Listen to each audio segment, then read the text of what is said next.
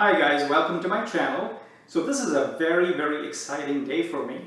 I've been on the lookout for a wildlife lens to replace my 150 to 600 Tamron lens, and I've been testing a few lenses lately, and I will leave the links up here for you to check out.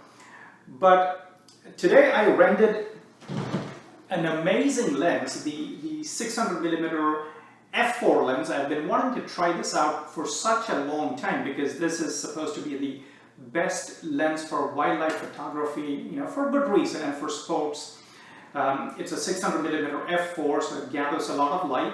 Right? As you can see, it is quite big, it is quite heavy, so I'm going to test this lens out and compare it to my Tamron and also to the Canon 800mm F11. So I'm going to test these out and also try to compare it with the previous lens I rented, the Canon 100 to 500mm lens, and see how they all perform on the field. So see you in a little bit. So here are the three lenses in comparison.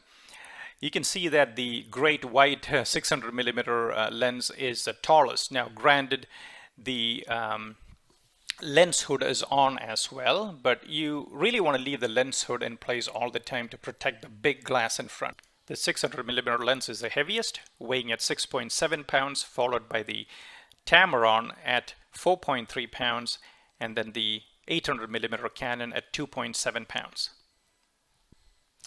The Canon needs to be extended in order to work, and then you can collapse the lens. So when it's collapsed, it doesn't work. So if you need to shoot quickly, you need to have the lens in the extended position all the time. It's made of fairly high quality plastic.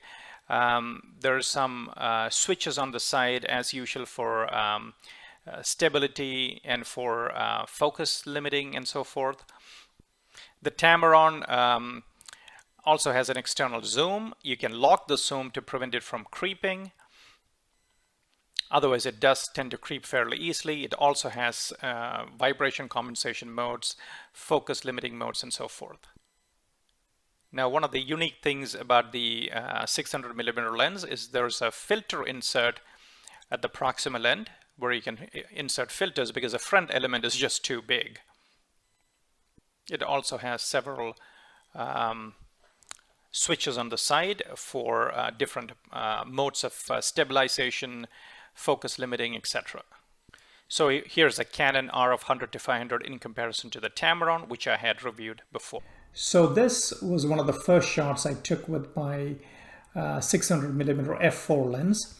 So this bird was sitting in our patio fairly close by and provided the ideal condition to test the Canon 600mm against the Tamron 150 to 600mm lens. So these are taken with identical settings. On the left, you can see it's 17 megapixels, so that's the 1:6 crop mode in the Canon R5. The shutter speed is 1 2,000ths of a second at f4 with an ISO of 500. And you can see that the bird is extremely sharp. Look at the eyes. Look at the detail in the feathers. I was stunned that I was getting such beautiful images. And this is the sharpest image that I could get from my Tamron. And I'm not sure if it'll transfer through YouTube quite well, but this is much less sharper compared to this here. The eyes are less sharp. There's not much detail in the feather at all. If you look at these beautiful highlights, there's some yellow coloring on the feather that doesn't quite show up as well. And overall, the details of the feather is much better with the 600mm f4 lens. So needless to say, I was extremely impressed with the 600mm lens. And this is the 600mm f4 lens. And one other thing I noticed that I had not appreciated until now using my other lenses was on this is a raw image. And when you go from the raw image to the JPEG image, because of the very slight processing of the JPEG image, you do lose a little bit of feather detail. Now on my previous lenses, as long as the exposure was right, to my eye, the raw images and the JPEGs looked pretty much identical. Okay, so I think the resolution of this lens is so good that you get a little bit of extra feather detail in the raw mode that you lose in the processed JPEG mode. So here I'm out in the field. This lens is heavy to carry around. I keep being reminded of that every single time I pick it up. You can handle it briefly, but not for long. Now, if you look out into the lake, I don't know if you can see it, there's a heron sitting right there. This is a handheld shot using the 600mm f4 lens. So I was sitting down, resting the lens on my knee because it was too, you can handhold it briefly, but after a while, although it is fairly lighter than the previous generation lenses, it's still too heavy to handhold for a long period of time. So I had it, resting on my knees, and I saw this heron, and when it cocks its head to one side, it spotted a fish. So I was waiting for some action, and then it darts down and presumably catches a fish. And as I keep shooting, and as I review the images later, you can see it pull up the fish slowly, and it's a pretty decent sized fish. And all of these images are tack sharp. And you can even see the eye of the fish. It's quite sharp. You can see that the beak has, speared the fish through one side. And then the heron looks at me. You can see the fish opening its mouth in agony.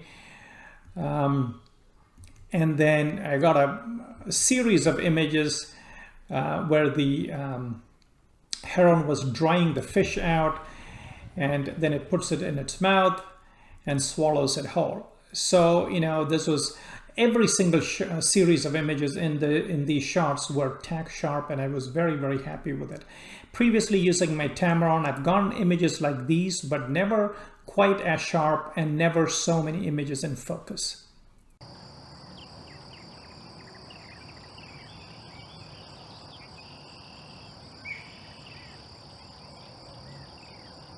I got several more poses of the heron with this fantastic lens, and they were all tack sharp.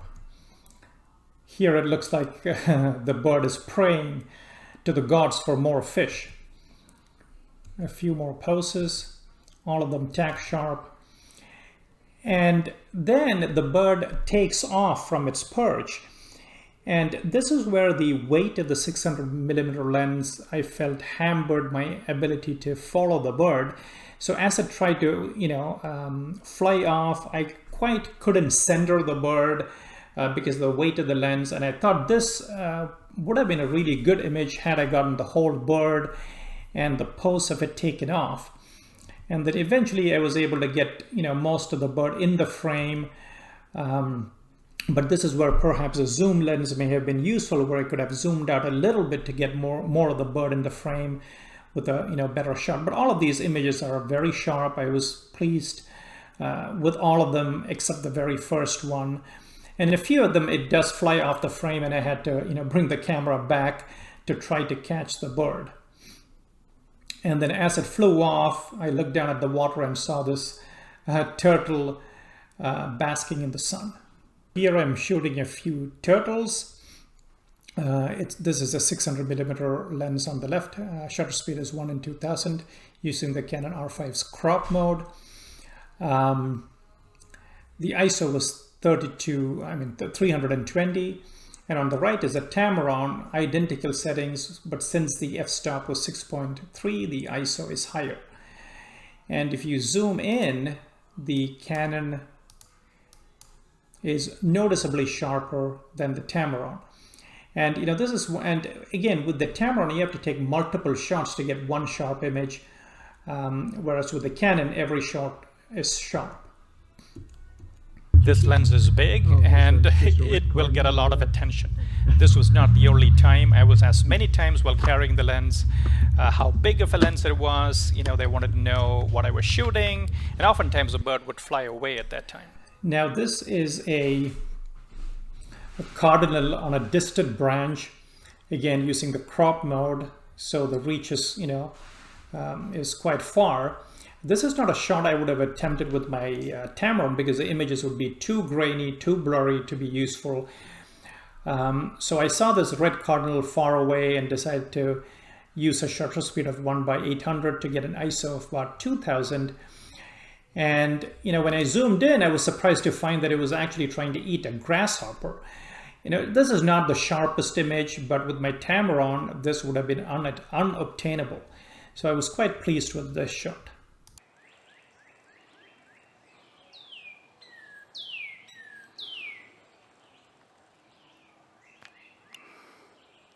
Another shot of the same bird at 1/1000th of a second with a fairly high ISO of 6400, and the bird is still fairly sharp. Here's a very challenging shot of a bird that's backlit, right? So it's very dark, but I was able to pull some detail out of it by adjusting the exposures and pulling up the shadows. It's not the greatest shot, but it's very usable and very sharp. Here's a shot of a sparrow. It's quite far away, so I used the crop mode, and even with the crop mode, there's still very good detail on the bird. Comparing the 800mm Canon F11 lens to the 600mm f4 lens on the right. So here the shutter speed is 1600, F11 ISO of 800, exact same setting, but at f4 the ISO is now 100. And if you look at the 800mm f11 versus the 600mm f4, it's pretty similar. The sharpness is pretty similar. Obviously, there's a little more noise here because of the higher ISO. I do feel there's a little more detail on the 600mm lens, but remember, the 600mm lens is 10 times costlier than this lens, and the image on the 600 is not 10 times as good as the f11 lens. In fact, they're quite comparable when the light is right. This here is an image of the bird in flight with the 800mm f11 lens. So one advantage of the f11 800mm lens is it is fairly light, right? So you can keep hand holding it, waiting for action, and you can quickly adjust your hands to where the birds are flying. So this I thought was a very sharp shot with the f11 lens. And remember, this bird is very small, and perhaps with a higher shutter speed, this may have been even sharper. So this is comparable to several other images that I got with the f4 lens. But again, with the f4 lens, because it was so heavy, I couldn't keep holding it long enough, and I would miss many good shots. Another fairly good shot with the f11 lens. The eyes look pretty sharp, and I was quite pleased with it. These are two shots. On the left is the 600mm f4, and on the right is the 800mm f11, both at shutter speeds of 1600th of a second, but this one is an ISO of 2000, and the f4 lens is at an ISO of 100. In fact, if you look at both of these shots, the f11 lens appears slightly sharper than the f4 lens. And I suspect the reason for that, is probably because that the 600mm lens is so heavy that I probably wasn't very steady when I tried to shoot it. Whereas with the f11 lens, it being a lighter lens, I probably, just had much steadier hands. With a tripod, I'm sure the differences, would have been, the f4 probably would have looked better. When the bird was stationary, I did find that with the f4 lens, you could elicit a little more detail than with the f11 lens, but the difference was not very much. Again, two somewhat comparable shots, 600mm f4 on the left and the 800mm f11 on the right. So, they both look pretty sharp to me. Again, there may be a little more detail on the f4 lens. The background is blurred on both. Maybe slightly more creamy appearance on the f4 lens compared to the f11 lens, but you still can get good background separation on both.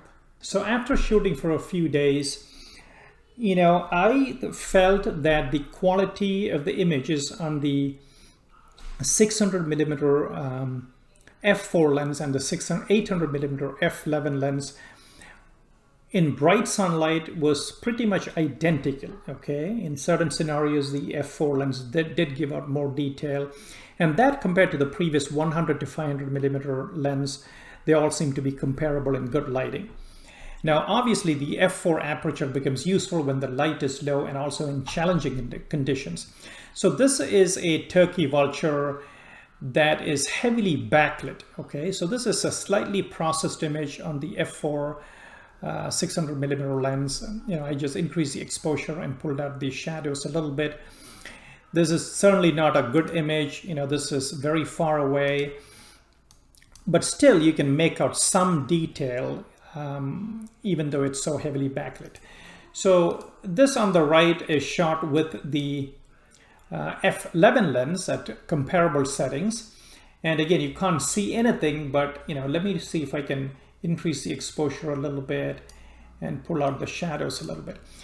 So this is both of these images are similarly processed, f4 on the left and f11 on the right. You can see that with the f11, when it's backlit, you lose a whole lot of detail. This is pretty much unusable, whereas this, if you run it through some noise reduction software, can be a fairly decent image. So again, when the light is challenging, when the light is low, that's where the f4 lens shines. Okay guys, so after testing some of these lenses out in the field, what do I think? All right, so this is just my impressions and how I felt when using the lenses on the field. So let's talk about the big prime lens. I was really excited to test this lens out because this is supposed to be the holy grail lens, the one with the best image quality, f4. And this is what most wildlife photographers use, sports photographers, bird photographers, etc. So I was very interested to see how this would perform. Okay, so first things first, this is a very heavy lens. Well, it is the lightest 600mm lens to date, but it still weighs about 6.7 pounds or so. So it gets tiring to, hand hold it. You can hand hold it for short periods of time, but no matter how many times you go to the gym, it's not a lens you can hand hold all day, and it's not a lens you can take on a hike. So first of all, the image quality of this lens is exceptional. It's one of the best image qualities I've seen in any lens. And you can see there's more contrast in the lens. You can see more feather detail in birds that you thought were never there. The eyes are always in sharp focus. The very subtle shades of color that are on some birds, you can see it much better with this lens, and some of those colors completely go away when I use the Tamron. So it is a fantastic lens, no question about it. But a sharp lens with good image quality is only useful if you use it, if you're able to use it efficiently, right? So a lot of times I would, have this to my eye, have it focused on a bird, waiting for it to fly off. And after a while, my arms would just get so tired, I would have to drop it, and that's when the bird would fly off. So I would miss a lot of action just because the lens was too heavy. So if you're going to use this lens, you have to get a strong tripod with a Wimberley type head or a gimbal type head. And you got to be, willing to carry the tripod and the lens everywhere you go. So you just got to be very committed. So it's not a lens you throw onto your back and just carry it on a hike when you go out. So you gotta set a date. You gotta know where the birds are. You gotta go and stake it out, put it on a tripod, and wait for the action to begin.